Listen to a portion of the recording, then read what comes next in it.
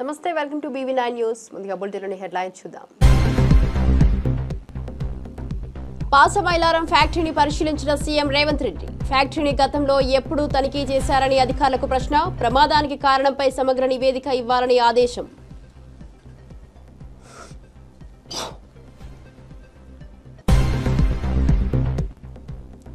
వైభవంగా బల్కంపేట ఎల్లమ్మ కళ్యాణోత్సవం. అమ్మవారి కళ్యాణం సందర్భంగా పట్టు వస్త్రాలు సమర్పించిన మంత్రులు. ప్రత్యేక ఆకర్షణగా నృత్యాలు.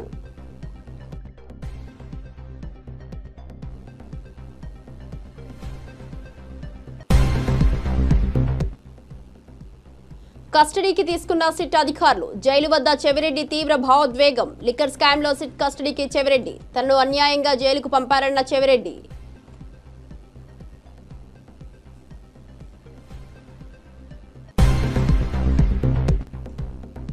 రాజాసింగ్ సంచలన వ్యాఖ్యలు. తెలంగాణ బీజేపీలో కొందరు బడా నాయకులు పార్టీని నాశనం చేస్తున్నారని వ్యాఖ్య.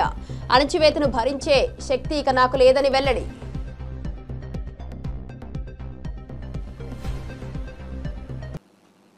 డీటెయిల్ చూస్తే సిగాచి కంపెనీ నిర్వహణ తీరుపై తెలంగాణ ముఖ్యమంత్రి రేవంత్ రెడ్డి తీవ్ర అసహనాన్ని వ్యక్తం చేశారు.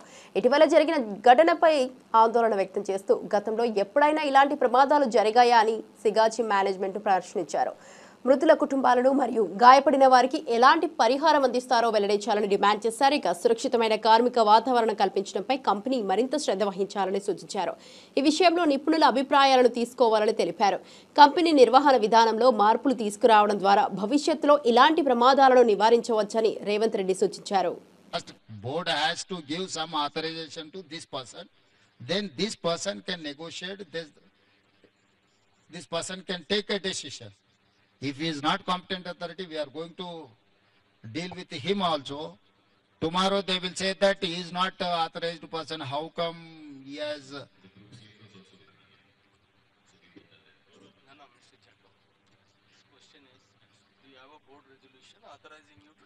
First you get that board resolution. Unless until if there is no board resolution, you are not competent authority. Orally they may say. Tomorrow they will say that he is not authorized person. He is looking after crisis management. He is not competent authority to negotiate with this deceased people or government. Tomorrow it will become a legal issue for department as well that deceased families.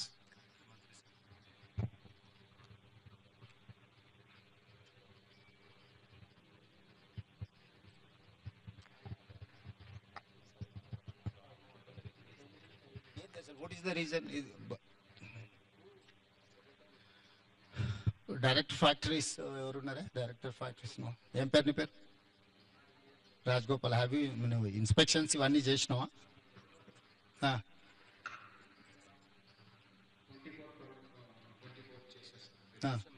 Okay అంటే మొత్తం ఓవరాల్గా ఇది చేసిండ్రా? ఏమన్నా issues ఉంటే find out చేసి వాళ్ళకి ఏమన్నా షార్ట్ లిస్ట్ ఏమన్నా ఇచ్చిండ్రా?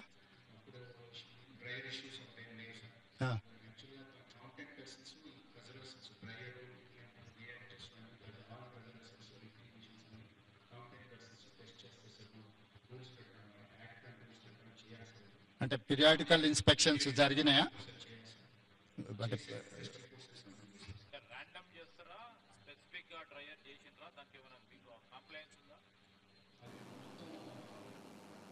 బల్కంపేట ఎల్లమ్మ తల్లి ఆలయంలో అంగరంగ వైభవంగా నిర్వహించిన కళ్యాణోత్సవంలో మంత్రులు కొండా సురేఖ మరియు పొన్నం ప్రభాకర్ పాల్గొన్నారు. ఈ సందర్భంగా అమ్మవారికి ప్రత్యేక పూజలు నిర్వహించి పట్టు వస్త్రాలను సమర్పించారు. ముఖ్యంగా రాష్ట్రం నలుమూలల నుంచి భక్తులు పెద్ద ఎత్తున విచ్చేసి ఆలయ ప్రాంగణాన్ని సందర్శించారు. ఈ పర్వదినం సందర్భంగా ప్రత్యేక పూజలు, గానం, నృత్యాలు మరియు భక్తుల మధ్య నిర్వహించిన కార్యక్రమాలు ప్రత్యేక ఆకర్షణగా నిలిచాయి. అమ్మవారి ఆశీర్వాదాలు అందుకుని భక్తులు తమ కుటుంబాల సుఖ సంతోషాలను కోరుకున్నారు. ఈ కార్యక్రమం సాంప్రదాయ భక్తిపూర్వకంగా నిర్వహించబడింది.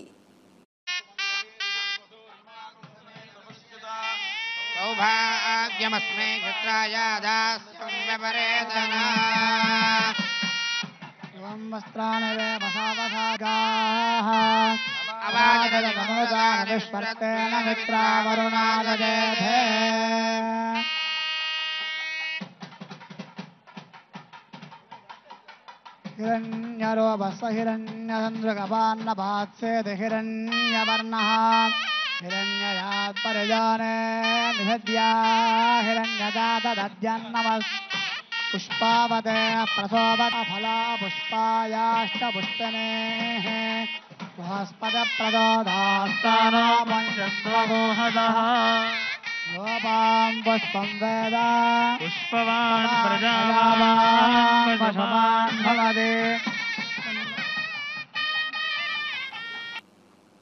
చెవిరెడ్డి భాస్కర్ జైలు వద్ద హల్చల్ చేశారు. తనపై తప్పుడు కేసులు పెట్టారని ఆగ్రహం వ్యక్తం చేశారు. సిట్ విచారణ కోసం కోర్టు 3 రోజుల అనుమతి ఇచ్చిన విషయం తెలిసిందే. చెవిరెడ్డితో పాటు వెంకటేష్ నాయుడు సిట్ అదుపులో ఉన్నారు. ఇక తనపై పెట్టిన ఆరోపణలు పూర్తిగా నిరాధారమని చెవిరెడ్డి తెలిపారు. ఎవరిని వదలమని న్యాయ పోరాటం కొనసాగిస్తానని హెచ్చరించారు. ఈ పరిణామంతో రాజకీయ వర్గాల్లో చర్చనీయాంశంగా మారింది. చెవిరెడ్డి తనకు న్యాయం కోసం న్యాయ పోరాటం చేస్తానని ధీమా వ్యక్తం చేశారు.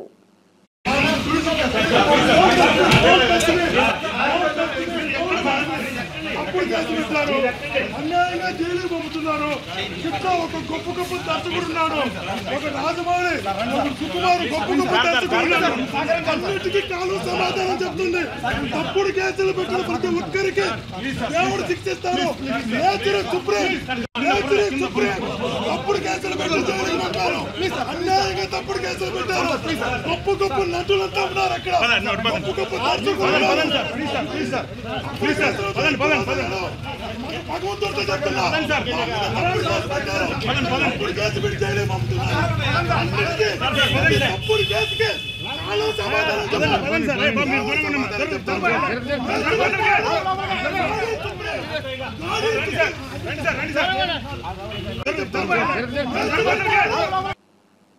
నెల్లూరు నగరంలోని 42వ డివిజన్ పరిధిలోని మన్సూరు నగర్లో పెన్షన్ల పంపిణీ కార్యక్రమం జరిగింది. ఈ కార్యక్రమంలో మంత్రి పొంగూరు నారాయణ, ఎంపీ వేమిరెడ్డి ప్రభాకర్ రెడ్డి పాల్గొన్నారు.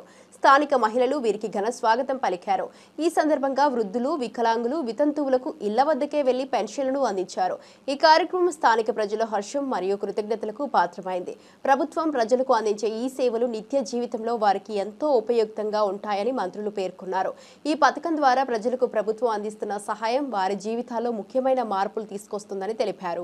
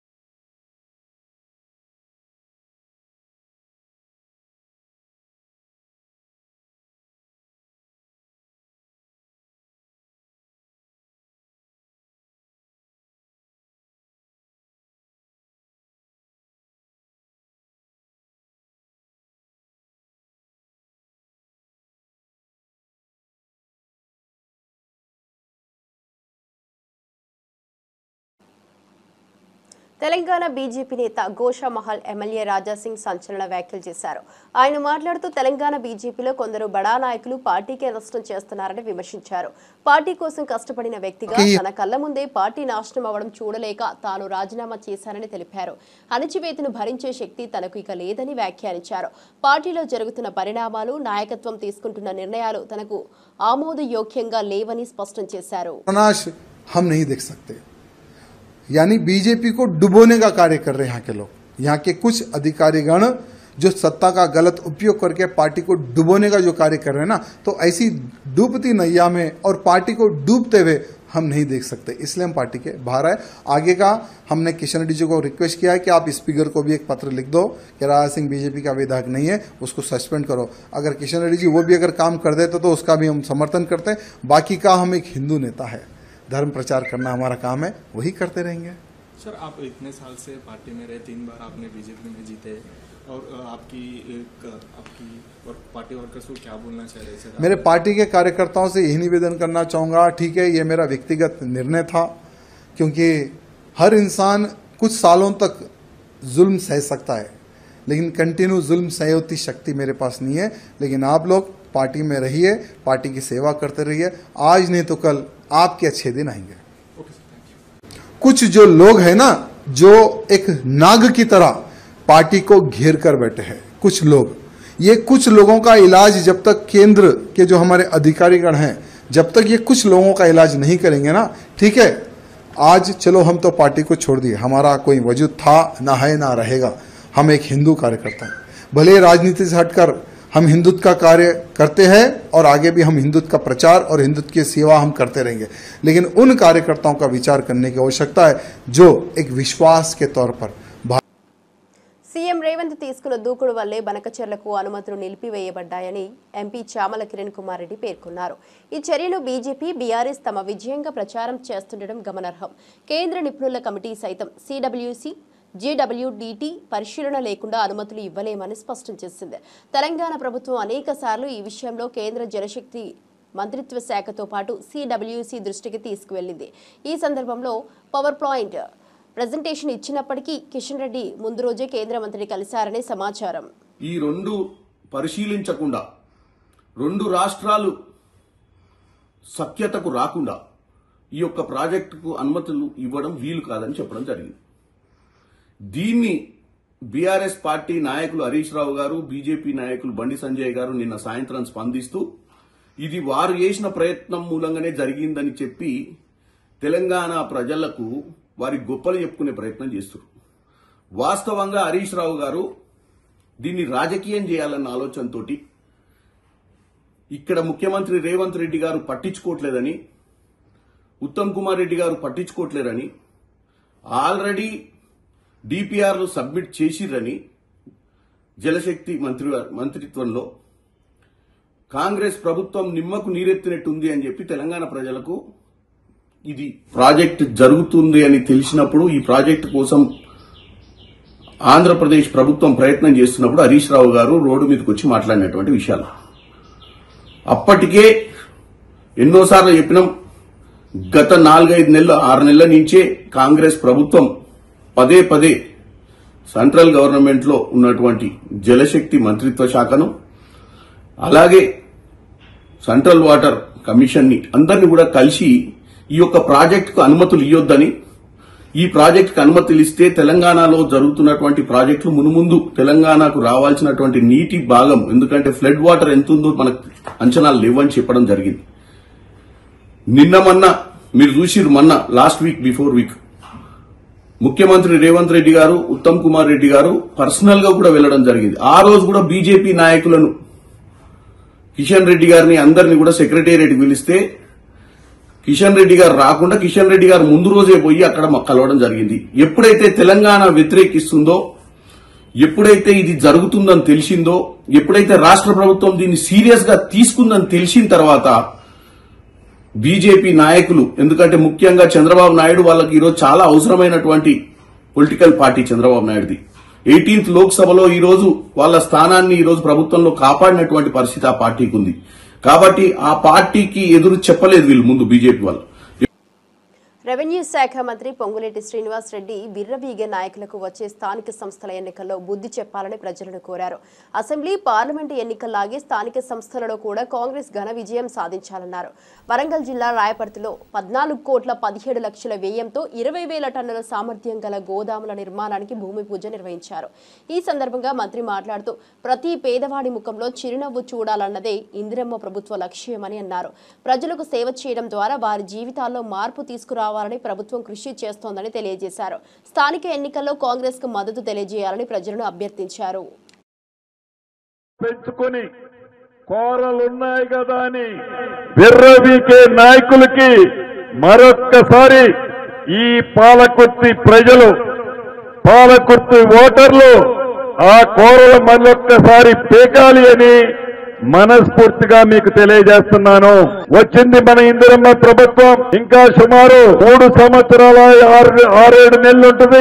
ఏ అభివృద్ధి జరగాలన్నా, ఏ మంచి జరగాలన్నా రాష్ట్ర ప్రభుత్వం అవసరం ఉంది. కాబట్టి స్థానిక సంస్థ ఎన్నికలు అవి ఏ వచ్చినా, ఎప్పుడొచ్చినా మీరు పట్టుదలతో మీరు ముందుండండి. మీకు అండదండలుగా ఈ వేదిక మీద. కాబట్టి స్థానిక సంస్థ ఎన్నికలు అవి ఏ వచ్చినా, ఎప్పుడొచ్చినా మీరు పట్టుదలతో మీరు ముందుండండి. మీకు అండదండలుగా ఈ వేదిక మీద ఉన్న మేమందరం. మంత్రి కొల్లు రవీంద్ర తిరుమల శ్రీవారిని దర్శించుకున్నారు. ఈ సందర్భంగా ఆయనకు ఆలయ అధికారులు ప్రత్యేక పూజా కార్యక్రమాలు నిర్వహించారు. ఆలయ పరిసరాల్లో భక్తులు పెద్ద సంఖ్యలో పాల్గొన్నారు. మంత్రి రవీంద్ర మీడియాతో మాట్లాడుతూ రాష్ట్ర అభివృద్ధికి శ్రీవారి ఆశీస్సులు తీసుకున్నారని తెలిపారు. భక్తుల సౌకర్యార్థం టీటీడీ తీసుకుంటున్న చర్యలను ప్రత్యేకంగా ప్రశంసించారు. అలాగే భక్తులకు ఇంకా మెరుగైన సేవలు అందించడానికి ప్రభుత్వం కట్టుబడి ఉందని ఆయన పేర్కొన్నారు.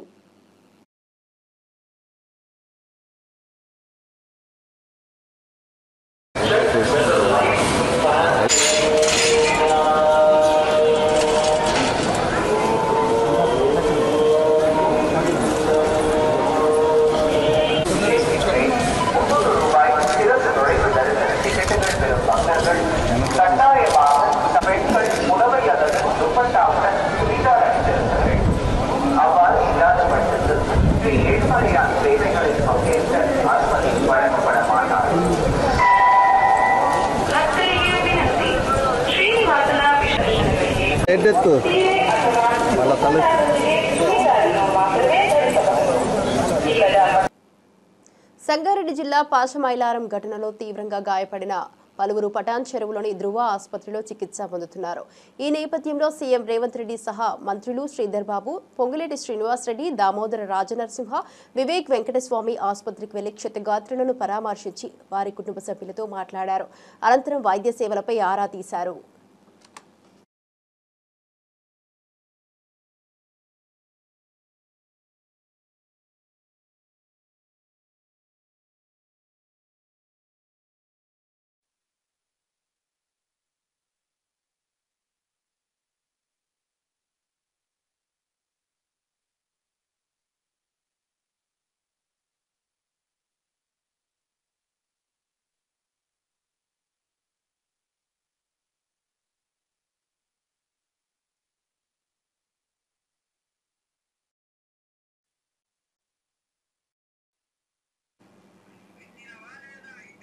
ఏపీలో నిత్యం రాజకీయంగా రావణ కాష్టంగా ఉండే నియోజకవర్గాల్లో తాడిపత్రి ఒకటి. ఫ్యాక్షన్ రాజకీయాలకు పేరుగాంచిన ఈ ప్రాంతంలో పోటాపోటీ రాజకీయాలు కొనసాగుతూనే ఉన్నాయి. 2019 ఎన్నికల్లో జేసీ కుటుంబ హవాకు గండికొట్టి కేతిరెడ్డి పెద్దారెడ్డి ఎమ్మెల్యేగా విజయం సాధించారు. అప్పటి నుంచి కేతిరెడ్డి జేసీ కుటుంబానికి కంటి మీద కునుకు లేకుండా చేస్తున్నారు. జేసీ కుటుంబం అధికారంలో ఉన్నా ఇప్పుడు ఉక్కిరి బిక్కిరవుతోంది. ఈ నేపథ్యంలో రాజకీయ వేడి మరింత పెరిగింది. తాడిపత్రి రాజకీయ సమీకరణాలు ఎలా మారుతాయో చూస్తూ ఉండాలి. రాజకీయ శత్రుత్వం మధ్యలో ప్రజల అభివృద్ధి కోసం నేతలు పాటుపడాలని స్థానికులు కోరుతున్నారు. ఆయన కోడలు అక్క చెల్లెళ్ళు గౌరవంగా బతికినా ఈరోజు కూడా నన్ను ఇష్టపడతారు. ఈ ఊరిలో మీరు అనుకుంటారేమో అందరూ నామినేషన్ వేస్తారు, మీ మాదిరి చేయను, నన్ను ఎన్నుకుంటారు. ఎందుకంటే నేను పనిచేయకపోయిన దుర్మార్గులు వద్దంటారు, మళ్ళీ వస్తే కొడతాదా? ఇవన్నీ మాటలమ్మా. దశ ఇంకా 4 ఏళ్ళు ఇప్పుడు మా చేతిలో మేము కొట్టాలన్నా అందరినీ ఇడిసిడిచి ఏం మాటలు తెలుసుకోండి దయచేసి. నేను ఎట్లా అంటే అట్లా పోను, నా బాధ ఉంది. నాకే వదిలిపెట్టే ప్రసక్తే ఉండదు. ఎందుకు వదులుతాం? అక్కడ అమ్మటే చెప్పిన కాలు కట్టద్దురా అని పోలీసులు తెచ్చి కడతారు. ఆ పొద్దు ఇప్పుడు నేను పీకమంటావా? అది రోడ్డు పీకమంటావా? వాళ్ళ స్తంభం ఏడుంది? అయినా నేను లీగల్గా పోతా, మీరు ఫైట్ చేయండి. అదే నిన్న కూడా చెప్తే ఫైర్ గాడు మేలు వాడే మొగోడరా 5 సంవత్సరాలు 5 నెలలు సతాయించినాడు మమ్మల్ని. మేమేమనలేదు, కోర్టు ద్వారానే పోతున్నాం. ఇది కూడా కోర్టు ద్వారానే పోతాము. ఆ వద్దు కొడతామో పోతామో అది వేరే కథ. తెలిసి రావాలా, ఇలా ఎవరికి జరగకూడదు, రేపు మీకే జరగకూడదు, నాకు జరగకూడదు, ఎవరికి జరగకూడదు ఊరిలో. అంతేగాని ఏముంది కష్ట చెప్పు. రేపు నా దగ్గర రోజులు నేనే రావచ్చు వైఎస్ఆర్లోకి. మీ అందరికైనా క్లోజ్ ఆ ఫ్యామిలీ. మేము ఇప్పుడు వాళ్ళం కాదు. బాధ నేను మా పాపని ఇప్పుడు నేను తిరిగితే ఏం చేస్తుంది? అది తల దించుకుంటుంది. మీరెంత ఏమంటారు? ఎంత దుర్మార్గం నా కొడుకు ప్రభాకర్ రెడ్డి అంటారు. ఆ మాట అనిపించక తెలుసుకోలేదు. తెలంగాణ బీజేపీ అధ్యక్షుడిగా రామచంద్రరావు ఏకగ్రీవంగా ఎన్నికయ్యారు. పార్టీ వర్గాలు ఆయనకు సమగ్ర మద్దతును ప్రకటించాయి. రామచంద్రరావు నేతృత్వంలో తెలంగాణలో బీజేపీ మరింత బలపడాలని నాయకత్వం ఆశాభావం వ్యక్తం చేస్తోంది. రాజకీయ అనుభవం, కృషి, పార్టీ విధానాలపై అవగాహనతో రామచంద్రరావు తెలంగాణలో బీజేపీని ముందుకు తీసుకెళ్లే దిశగా పలు కార్యక్రమాలు చేపట్టాలని భావిస్తున్నారు. ఈ ఎన్నికతో బీజేపీ కార్యకర్తల్లో ఉత్సాహం నెలకొంది. రాబోయే ఎన్నికల్లో పార్టీ విజయాల కోసం రామచంద్రరావు కార్యాచరణ సిద్ధం చేయనున్నారు.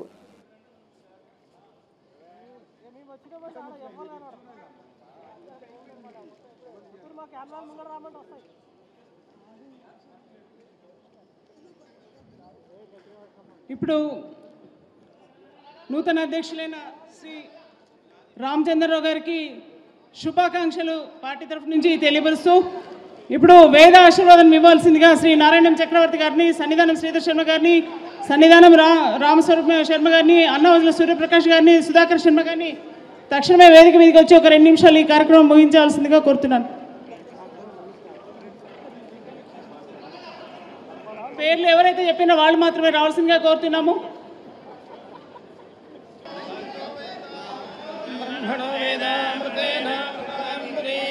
తస్మై బ్రహ్మజ బ్రహ్మచ ఆయుః కీర్తిం ప్రజాన్ దదుః భాగధేయేనైవైనం ప్రణయతే బ్రాహ్మణారుషే ఉద్ధరేత్ బ్రాహ్మణో వై సర్వా దేవతాః సర్వాభిరేవైనం దేవతాభిరుద్ధరతే యావదేర్వై దేవతాస్తాః సర్వః వేదవిది బ్రాహ్మణే దాగ్నే హవిషోజుషాణో కృతప్రతీకో కృతయో నిరేధే.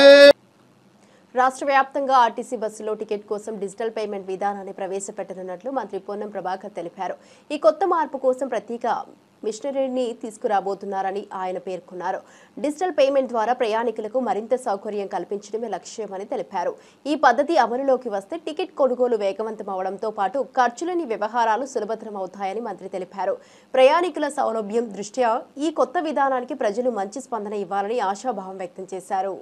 ప్రాంత ప్రజలకు అదేవిధంగా ప్రతి పౌరుడు ఉపయోగించుకున్నటువంటి ఆర్టీసీ సంస్థలో కొన్ని రిఫార్మ్స్ తీసుకొచ్చే భాగంగా పెరుగుతున్నటువంటి సాంకేతికతను ఆధారంగా చేసుకొని ఐటీ మిషన్స్ అంటే క్రెడిట్ కార్డు కానీ లేదా ఇతరత్ర ఏదైతే డిజిటల్ పేమెంట్స్ ద్వారా ట్రాన్సాక్షన్ చేసేటువంటి అంశం ఉందో దాన్ని బస్సులో ప్రయాణించే వాళ్ళు ఉపయోగించుకునేటువంటి విధంగా కొత్త యాప్ తోటి కొత్త మిషనరీ తోటి ఈ యొక్క కార్యక్రమం తీసుకోవడం జరిగింది. ఇప్పటికే హైదరాబాద్ లాంటి నగరంలో 3 నెలల కింద ప్రారంభమైన పథకం ద్వారా డిజిటల్ పేమెంట్స్ దాదాపు 16-20% దాకా పెరుగుతూ ఉంది.